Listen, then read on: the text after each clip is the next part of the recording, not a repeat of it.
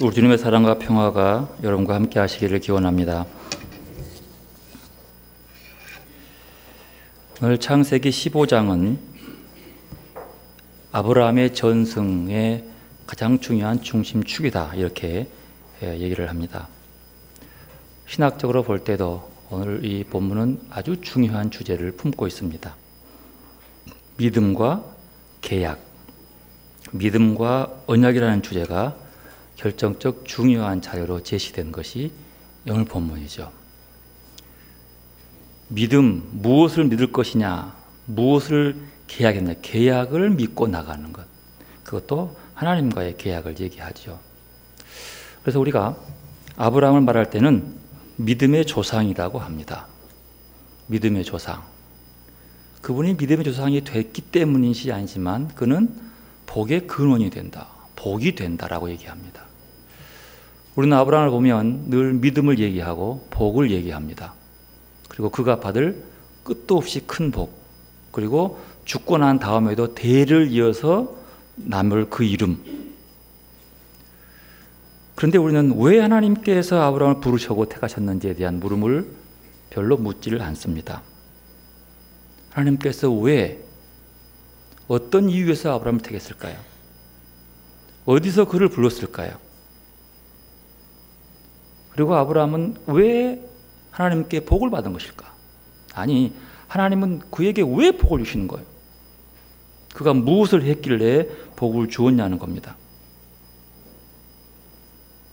그리고 그의 삶을 통해서 믿음의 조상이기 때문에 그 후대 사람들이 그 조상의 삶을 본보기를 받아서 그 믿음을 따라가라고 하는데, 과연 그의 무엇을 얼마만큼의 믿음을 따라갈 것인가 라고 하는 문제를 물을 수 있습니다. 우리가 그 물음, 왜 택했을까?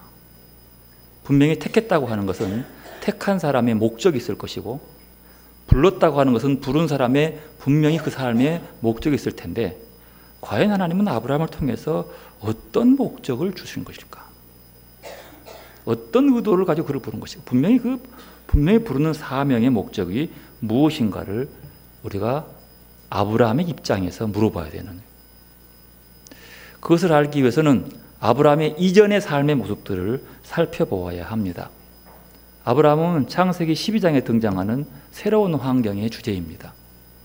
그래서 창세기 1장부터 11장까지를 원역사라고 성경은 얘기하면서 원역사를 태고사, 시작하는 이야기를 이렇게 봅니다. 창세기 1장 하나님이 천지를 창조해가지고 그곳에 아담을 두었어요. 복된 땅을 주신 거죠. 근데 문제는 이 원역사 속에서 2장부터 11장까지의 사람들의 이야기를 살펴보면 하나님께서 왜 아브라함을 구체적으로 택했는지에 대해서 우리에게 알려주고 있습니다. 하나님께서 천지창조를 만드시고 아담을 세웠어요. 아담을 세운 이유는 그 사람을 통해서 하나님께서 원하는 바른 삶의 길을 가도록 원했던 거죠. 그것은 창조주와 피조물 사이의 관계를 분명히 하고 살기를 원했던 거예요. 그런데 이 아담의 삶 속에서 중요한 것은 그의 마음이 하나님처럼 되고 싶은 욕망 때문에 선악과를 따먹어 버리고 합니다. 하나님처럼 되고 싶은 욕망, 그 속에는 그의 마음 속에 자기도 알게 모르게 하나님처럼 군림하고 싶은 마음이 들어있는 거예요. 그 마음. 창세기 4장에 보면 가인이 아벨을 죽입니다. 그 이유는 자기도 하나님처럼 권세를 누리고 싶었던 사실이에요. 즉 자기 마음대로 하고 싶었던 것. 즉 말하면 하나님께서 요구하는 삶이 아니라 자기가 원하는 삶. 그리고 더 중요한 것은 생명의 삶과 죽음은 하나님께 있는데 가인이 자기 기분 나빠 동생을 죽이는 거예요. 그러면 결국 하나님의 자리를 그 순간 넘보는 자리가 되는 거죠. 즉 하나님처럼 되고 싶은 욕망입니다. 가인의 후손 중에 라멕이 있었습니다. 라멕은 자신에게 상처가 많았어요. 이 상처를 어찌할 수 없어서 사람을 죽이고 맙니다. 이유가 있는 게 아니에요. 자기의 상처를 감당 못해서 그냥 사람을 죽였어요. 뭐 하기 위한 거죠? 그것도 자기가 살아가기. 그 생명은 하나님이 주어진 생명인데 내 기분 나쁘다고 내 상처를 치유하기 위해서 이 분풀이로 지나간 사람을 죽이고 마는 것. 즉 스스로 하나님 되고 싶은 욕망이지요. 성경에 보면 신의 아들들과 사람의 딸들이 서로 결혼을 했다라고 하는 거죠. 이것은 우성인자들끼리의 결혼이에요. 무슨 말입니까? 그 낳을 자식을 더 위대하고 더 크고 더 유명한 자식을 얻기 위한 거죠. 우성인자끼리 모아서 낳는 것. 그런데 그 우성인자가 유전자적 우성인자라기보다도 권세와 힘을 가진 우성인자를 얘기하는 거예요. 뭘 얘기하는 겁니까?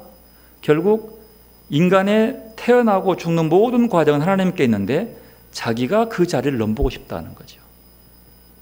하나님처럼 행세하고 싶어서 자기가 원하는 자식을 낳고 자기가 원하는 권력을 부여해 주어서 그 권력을 휘두르며 살기를 바랐던 것.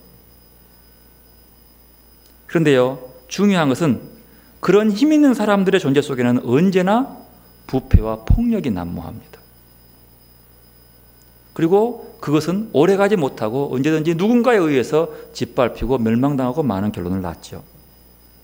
그러다가 드디어 바벨탑으로 갑니다.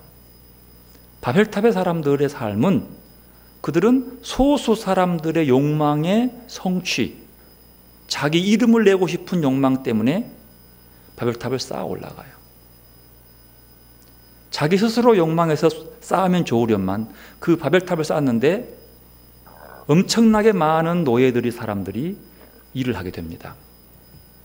그들의 노동력 착취, 그들에 향한 억압, 폭력, 돈이 필요해서 쥐어짜듯 거둬들이는 세금. 결국 소수의 사람들의 우성인자들의 유명한 사람들의 이름을 내기 위해서 그 많은 사람들이 그들의 압제 앞에서 고통을 당합니다.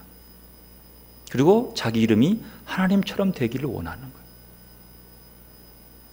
물론 원역사 속에서 군데군데 소수의 의로운 사람들이 있어서 하나님이 바른 길로 가는 사람도 있긴 합니다만 그의 주류의 흐름은 그런 겁니다.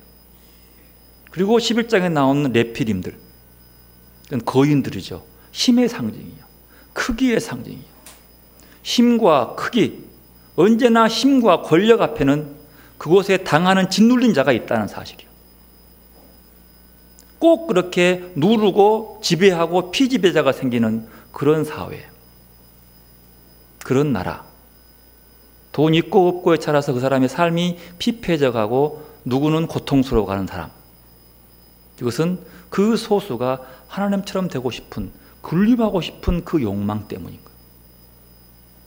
인간의 한계를 극복해 보겠다고 하는 욕망. 하나같이 11장까지는 스스로 자기 이름을 내고 신처럼 군림하고자 했던 인간의 모습. 그 모습은 언제나 또 다른 인간을 폭력으로 또 압제로 권력으로 돈으로 짓밟아버려.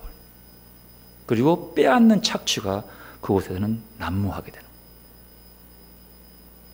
하나님의 이런 역사는 하나님의 창조사 속에서 원하는 것이 아니었어요.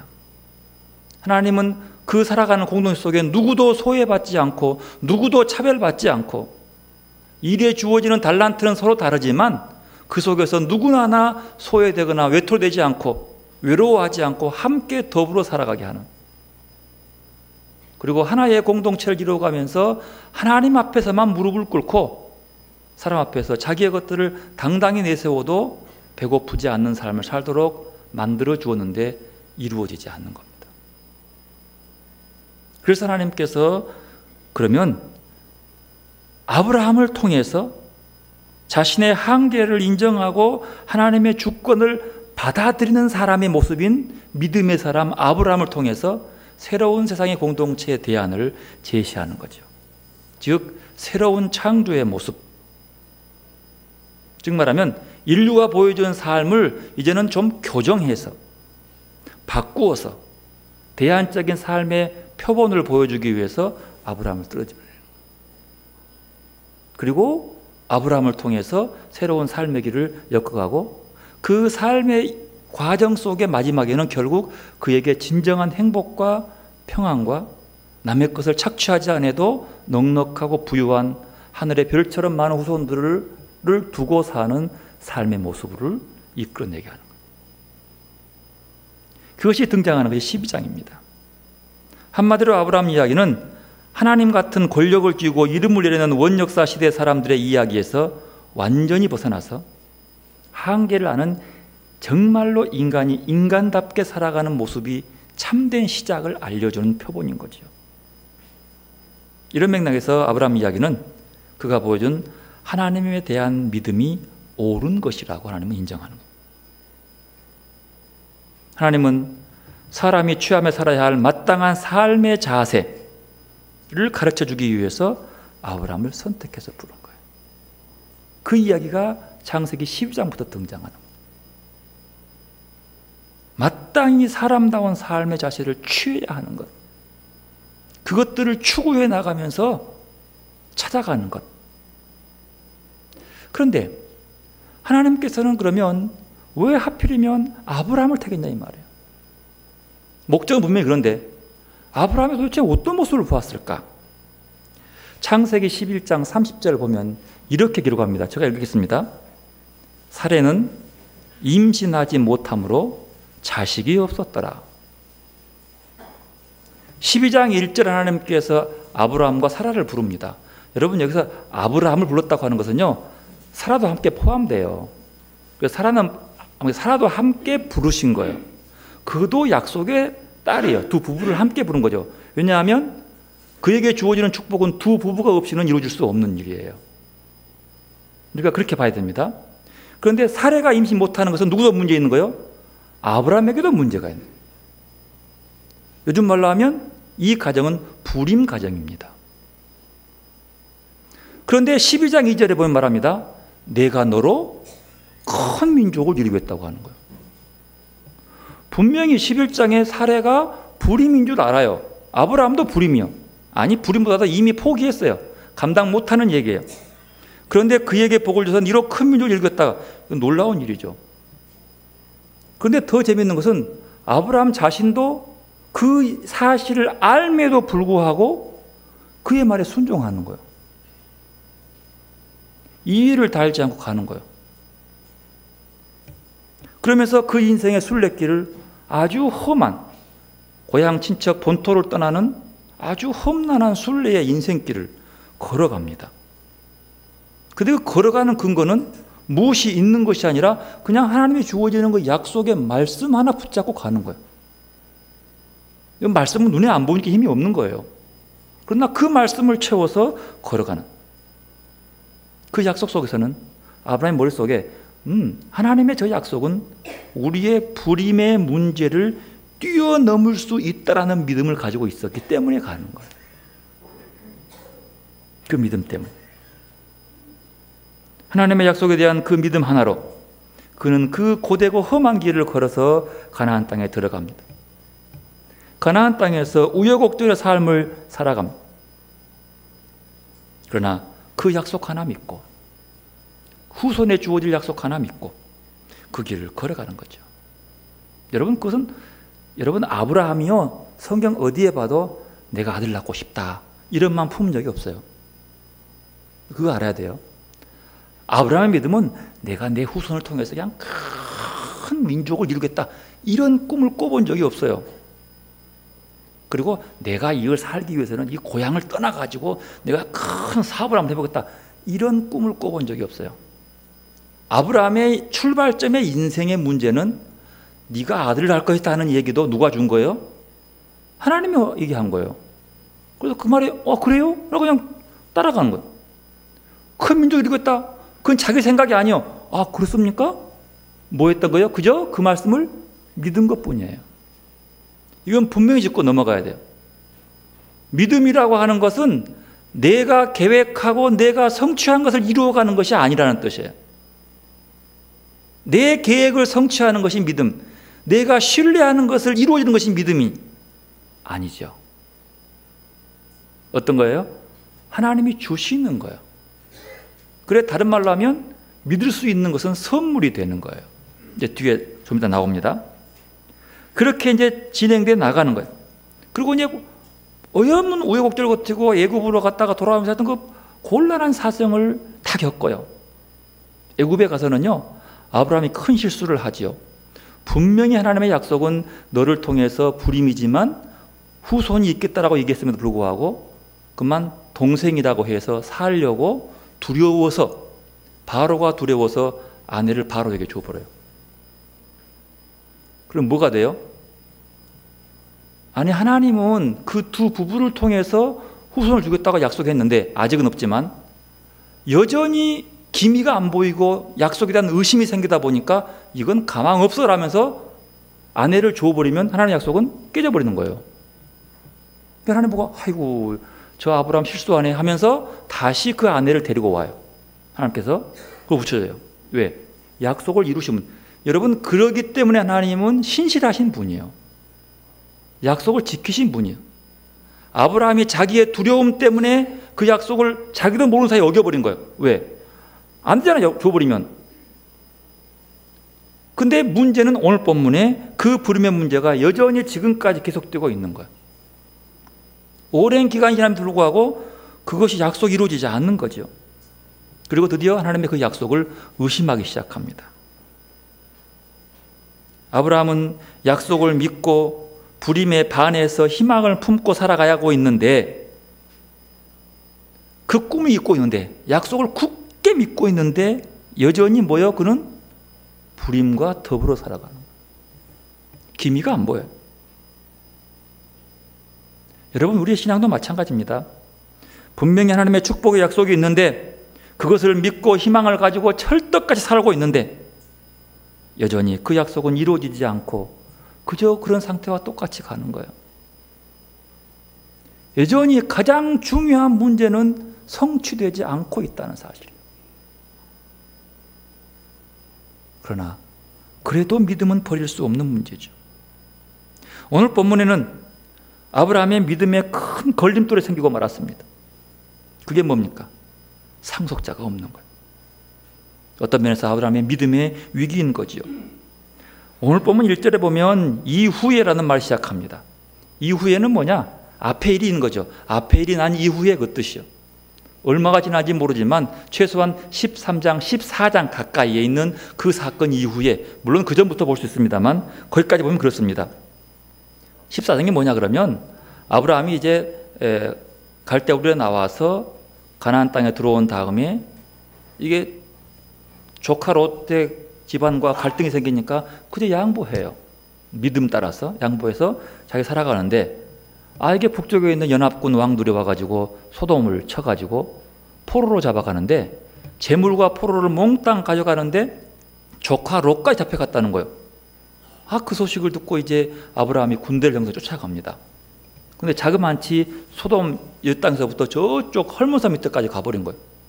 거기까지 쫓아가가지고 결국 그들을 물리치고 조카 롯을 포함한 모든 포로들과 빼앗겼던 재물들을 가지고 돌아옵니다. 가지고 돌아오면 가장 기뻐해야 할 사람이 누구예요? 소돔 왕이 되는 거예요. 소돔 땅을 빼앗겼으니까. 그리고 돌아오는데 그 아브라함을 맞이해 준 사람은 소돔 왕이 아니라 살렘 왕 멜기세덱이에요. 멜기세덱이 수고했다고 빵이랑 가져와가지고 먹여주면서 그를 축복까지 해줍니다. 근데 소돔 왕이 와가지고 하는 말이 그럽니다. 감사하기는커녕 재물은 너희 갖고 포로 사람들 다 우리 주라. 거래하고 있는 거예요. 너무 속이 상합니다. 하지만 아브라함 말합니다. 그래요? 다 가져가라고. 나 이거 별로 관심 없다고. 이거 사람뿐만 아니라 재물 가져가라고. 단 수고한 사람들에게 조금씩 돈을 나눠준 다음에, 그리고 멜기세덱에게 11조를 준 다음에, 11조는 중요한 하나님께 바친 의미예요. 11조를 바친 다음에 아브라함 자신은 어느 것 하나 취하지 않고 다 소돔 왕에게 줘버리고 맙니다. 좀 웃긴 일이죠. 그 사건이 벌어지고 난 그 후에 그 뜻이에요. 그러고 돌아오니까 하나님께서 그 과정을 지켜보면서 아브라함이 마음속에 여러 가지 고민이 있는 것을 보게 됩니다. 그래서 그에게 와서 1절에 이렇게 얘기합니다. 뭐라고 말합니까? 아브라함아 두려워하지 말라. 나는 내 방패요 너의 지극히 큰 상급이니라. 세 가지의 약속을 다시 한번 합니다. 두려워하지 말라. 나는 너의 방패다. 여러분, 아브라함이 뭘 두려워했을까요? 다 죽어 말았습니다. 뭘 두려워했을까요? 그 가기 전에 아브라함이 왜 가져온 물건들을 나 그거 필요 없어 라고 다 줘버렸을까요? 그렇죠. 그거 있어봤자 뭐해? 자식도 없는데 줄 사람이 없는 거예요. 필요 없던 소리예요. 지금 온통 머릿속에는 누가 있냐라면 왜 자식이 없지? 아니 하나님 약속이 어디 간 거야? 나는 그거 믿고 왔는데 지금까지 이게 뭐냐는 거예요. 죽어 마는 거예요. 그에 대한 두려움입니다. 이거 어떡하지? 분명히 약속을 했는데 하나님 이러면 이거 하나님 안 되는데 두려움입니다. 또 하나의 두려움은 그렇게 뺏어오니까 또다시 그 왕들이 뭉쳐서 아브라함한테 복수를 하러 온다는 소리예요. 왜 두렵지 않겠습니까? 나는 군대도 없고 그냥 살아가는 사람인데 그들이 군대가 오면 어떻게 싸우겠어요? 생명에 대한 두려움. 그러나 그보다 더 큰 두려움은 자식 없는 두려움이었습니다. 하나님 말합니다. 두려워하지 말라. 여러분, 아브라함이 두려워하는 이유는 하나님 때문입니까? 자기 생각 때문입니까? 자기 생각이에요. 자기 판단이에요. 지금 말하면 그 속에 자기의 계획과 자기의 돌파구를 찾아보면 두려울 수밖에 없는 상황이거든요. 그래서 두려워하지 말라 그 말은 지금 네 생각 바꾸어서 내 계획대로 와라 그 뜻이에요. 하나님이 원하는 대로 이거 믿고 와 말이야. 그러면 너는 안 두려워. 왜 네가 하려고 그러냐? 장래일을 네가, 자식의 문제를 왜 네가 하려고 해? 상속자의 문제를 자기가 하려니까 머리가 아픈 거예요. 그리고 두려운 거죠. 왕이 두렵냐? 내가 네 방패 돼주겠다. 내가 너를 지켜줄게. 왜 두려워하느냐? 하나님이 나의 방패요 나의 반석이 되는 이유는 내가 그걸 믿어야만 가능한 일이거든. 안 믿으면 언제나 두려운 거죠. 그리고 정말로 더 중요한 겁니다. 나는 너의 지극히 큰 상급이 될 것이다. 누가 상급이에요? 하나님 자신이요. 여러분 놀라지 않습니까? 하나님 자신이 상급이다. 이보다 더 큰 상급이 어디 있습니까? 네가 다 버렸냐? 잘했다. 안 싸우고 따지지 않고 해준 거 잘했다. 그거 너 믿음이야. 너 그거 다 줘도 괜찮아. 왜? 내가 있지 않냐 그 말이에요. 하나님이 준 상급, 하나님이 이기게 한 전쟁의 승리, 그것보다도 더 큰 하나님이 네 상급이다. 하나님보다 큰 게 어디 있어요? 그 귀한 약속, 아브라함이 그 얘기를 들었을 때 얼마나 기뻤을까요? 하지만 아브라함은 그 얘기가 들려오지 않습니다. 상급이니라 하니까 2절에 말합니다. 뭐라고 합니까? 아브라함이 이르되 주 여호와여 무엇을 내게 주시느라 하나이까? 상급의 말을 오해한 거예요. 뭘 준다는 소리예요? 이 말은 무슨 말이에요? 나는 그런 거 다 필요 없어. 뭐가 필요해요? 상속자요 그 뜻이야. 아니 나는 자식이 없습니다. 근데 뭘 주려고 하십니까? 여러분 자식이 중요해요? 지금 하나님이 중요해요? 아니 자식보다도 하나님이 상급이 된다는데 관심 없어요. 안 들려오는 거예요. 왜? 자식 때문에. 이게 안 잡히거든. 그러니까 그렇게 하면 하나님 그러면 나 자식 필요 없어요. 그러면 하나님의 그 약속을 이루기 위해서 우리가 통용되는 이 내 종 오늘 본문 나오잖아요. 뒤에 이 다메섹 사람 엘리에셀이니이다. 3절 보면은요.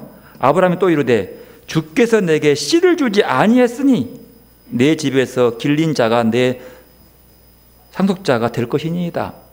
하나님이 약속해놓고 안 주니까 말이요. 그러면 지금 우리 사회에 잘 통용되고 아무 문제 없는 내 집에 자란 엘리에셀에게 그냥 줍시다.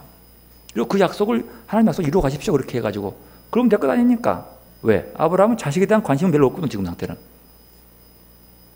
이게 아브라함의 불만이죠. 불평이죠. 왜? 오랜 기간 동안 불임의 상태가 해결되지 않기 때문에. 바로 거기에서 하나님 말씀합니다. 아니, 네 몸에서 날 자가 네 상속자다. 이 말에 다윗의 번민이 시작됩니다. 고민이 되는 거죠. 이게 뭐고? 여러분, 여기서 두려워하지 말라는 의미 속에 이게 있습니다.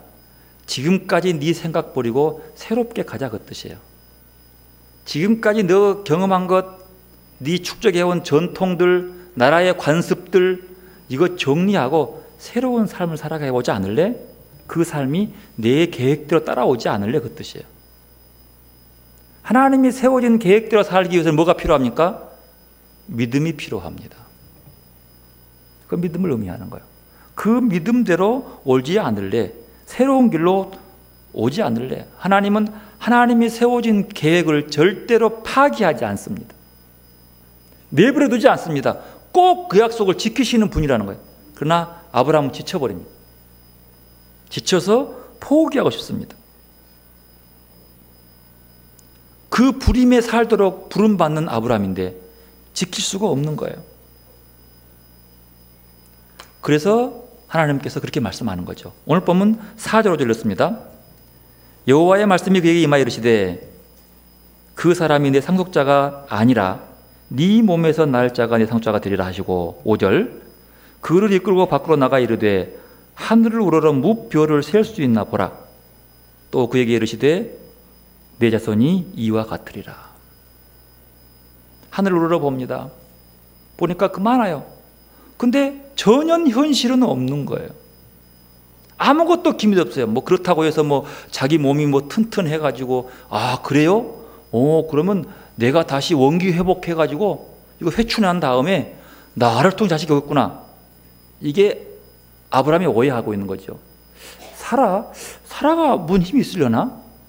근데 아브라함은 뒤에 보면 뭐가 나오냐면 사라는 태기가 끊겼기 때문에 희망이 없어서 내 몸이 회춘한 다음에 내 몸을 통해서 그렇게 믿은 거예요.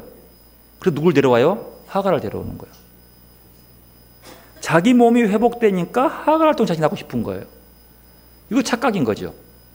하나님은 네 몸이라고 하는 이유는 사라를 포함한 얘기인데 이 말을 자기 한 개인으로 착각해버리는 거예요.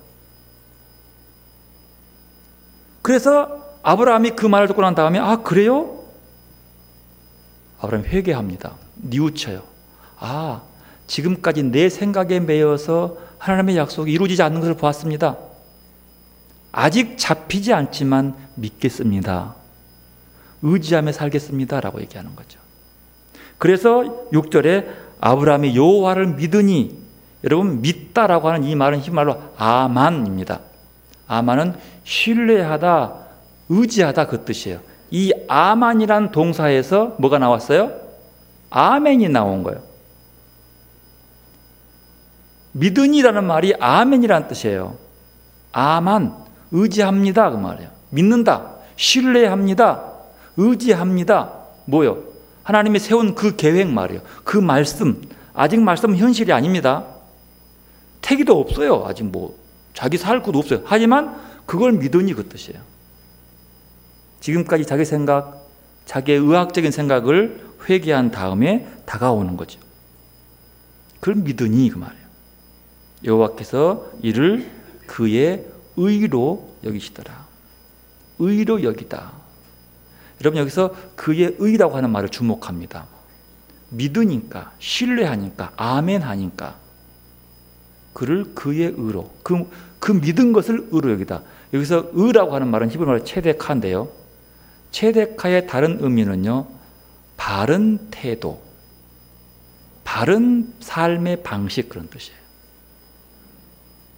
그러면 이 6절의 말씀은 어떻게 들려오냐 그러면요, 아브라함이 여호와를 믿으니 여호와께서 이것을 그가 지녀야 할 바른 태도로 여기셨다 그 뜻이에요.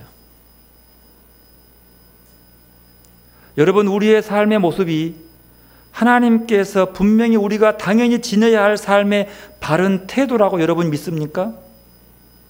그게 믿음인 거예요. 하나님 보시기에 우리의 삶의 모습이 그래, 네가 살아가는 그 모습이 그래, 그것이 바로 아브라함은 하나님이 지녀야 할 바른 삶의 태도를 보여주는 거예요. 그 삶을 살아가도록 하나님께서 우리를 만드신 겁니다. 믿음으로 사는 자의 삶이 아니라 살아가는 방식으로, 믿음으로 살아가는 그 방식, 그건 말이에요. 아브라함은 하나님이 부르자 그 부름에 응답합니다. 집을 떠나갑니다. 그리고 그는 살아가면서 어느 누구와도 다투거나 폭력을 행사하지 않습니다. 그리고 가나안 땅에 오죠. 도착하자마자 제물을 잡아서 제사를 드립니다. 하나님께 바칠 줄 압니다. 족과 롯과의 갈등 속에서 양보하지 서로 빼앗으려고 하지도 않습니다. 전쟁에서 자기가 가져온 것들도 탐낸 사람한테 다 주고 말지 주장하지 않습니다. 평화의 삶입니다. 불평하지 않습니다. 왜요? 그것이 바른 삶의 태도라고 하는 거예요. 그것이 믿음의 태도라고 하는 거예요. 지금 그런 것을 따질 게 중요한 것이 아니라 아브라함은 온통 그 불임의 문제를 해결해 줄 하나님의 약속만 믿고 살아가고 있는 거예요. 믿음은 사람이 자신의 한계를 인정하고 사는 태도라고 말할 수 있습니다. 내세우지 않습니다. 사람은 사람일 뿐 하나님이 될 수 없다는 것을 압니다. 그러므로 하나님은 사람이 아니며 반대로 사람은 하나님이 아니라고 하는 사실. 하나님은 하나님이시고 사람을 이해하시지만 사람은 사람이 된 하나님을 이해하지 못한다는 단순한 이 진리 위에 믿음의 삶의 자세의 뿌리가 있다는 사실입니다. 또한 믿음은 진리 위에 기초를 세워두는 겁니다. 성경이 가르치는 믿음은 진리 위에 두고 있는 것이죠. 진리의 믿음은 막연한 기대감이 아닙니다. 무턱대고 믿는 맹신도 아닙니다. 믿음은 일정한 지식으로 안다고 생각하는 것도 아닙니다. 성경적인 믿음은 우리의 인생을 허무한 것에 의지하며 살게 만드는 것이 아닙니다. 믿음은 바라는 것들의 실상이에요. 내가 바라는 것이 아니라 하나님이 세워준 그 말씀의 현실이라는 뜻이에요. 우리는 착각하지요. 내가 계획 세우는 것을 굳게 믿으면 할 수 있다, 가능하다, 그게 믿는 것이 믿음이 아닌, 그건 일반 종교에서 하는 얘기예요. 우리가 말하는 그 가능성은요, 바라는 것들은요, 하나님의 말씀해 준 약속을 바라는 것들이에요. 하나님이 세우는 계획을 믿고 현실로 믿고 살아가는 걸, 그게 믿음이라고 하는 거예요. 우리는 많이 착각하죠. 내가 세운 계획, 내가 세운 비전, 이것이 클수록 그걸 굳게 믿을수록 할 수 있다, 가능하다, 이걸 가능성을 믿는, 긍정의 신학을 믿는 것으로 아니요. 내 계획이 아니, 내가 믿는 것으로 믿으면 안 되는 거죠. 여러분, 상급이라고 하는 게 뭐냐 그러면요, 선물이라는 뜻이지 내가 마땅히 받아야 할 것으로 믿는 것이 아닙니다. 내가 믿은 만큼 받는다? 아니요. 내 믿음이 아니요. 내가 이만큼 믿었으니까 당연히 상급이 올 거라고 믿는다라면 이건 잘못된 거죠. 왜? 안 주면 불평하거든요. 그런 뜻이 아니에요. 하나님이 세워놓은 계획대로, 하나님이 원하는 방식대로, 하나님의 시간에 주어지는 것이 선물이 되는 거예요. 그러니까 내가 주장할 수 없어요. 그저 주어지는 거예요. 이것이 믿음의 기본이 되는 것이죠. 그리고 믿음이 하나님을 기쁘시게 합니다. 그 믿음, 아멘이라고 하는 그 믿음. 믿음이 없으면 모든 결과를 자신이 이루어 놓는 것처럼 생각하기 쉽습니다. 그래서 무조건 결과만 좋으면 자화자찬합니다. 결과가 나쁘면 자신의 운명을 탓하거나 하나님을 원망하기도 합니다. 왜? 믿음이 없기 때문입니다. 결과만 좋으면 다 좋다, 그건 우리 생각이에요. 믿음은 결과를 보는 것이 아니라 그저 그 말씀을 의지하며 살아가는 거예요. 아브라함의 인생이 부침을 많이 겪지만 결국 믿음으로 하나님이 주신 그 말씀을 붙잡고 살아가는 인생을 살아가는, 막연하지도 않습니다. 그리고 그 믿음으로 사는 사람들이 모이는 공동체가 하나님 나라를 이루어가는 과정이 되는 거죠. 아브라함의 인생은 그렇게 하나님 나라를 이루어가는 한 개인의 삶의 결단의 모습인 거예요. 하나님 나라는 하나님이 다스리는 나라 말이에요. 하나님이 통치하는 나라, 거기에 따라가는 나라. 원역사는 하나님 통치가 아니라 자기가 살아가는 나라, 자기의 힘으로 살아가는 나라. 여러분, 우리의 삶 속에서 하나님의 힘으로 살아가는 여러분들이 되시기를 바랍니다. 우리의 삶 속에 다가오셔서 말씀으로 임재하시면 그 다가올 때 그 새로움, 내 경험과 내 지식과 내 지혜가 아닌 새로운, 그렇지만 하나님의 말씀이기 때문에 그 새로움을 기꺼이 받아들이며 하나님의 나라를 이루어가는 여러분들이 되시기를 바랍니다. 하나님은 날마다 우리에게 새롭게 오십니다. 어떻게? 말씀으로. 그 말씀으로 임하시는 그 새로움을 기꺼이 영접하는 여러분들이 되시기를 바랍니다. 그래서 하나님은 우리를 날마다 새롭게 하십니다. 그 새로워지는 모습, 과거에 매이거나 현재의 문제에 매이지 말고 하나님께서 나를 통해 새롭게 하실 것들을 바라보면서 그 말씀을 믿음으로 붙잡고 오늘 또 만물을 새롭게 하시는 주님과 더불어서 날마다 그 새로움을 받는 기쁨으로 살아가는 여러분들이 되시기를 바랍니다. 믿음은 하나님께 새로움을 받아들이는 거예요.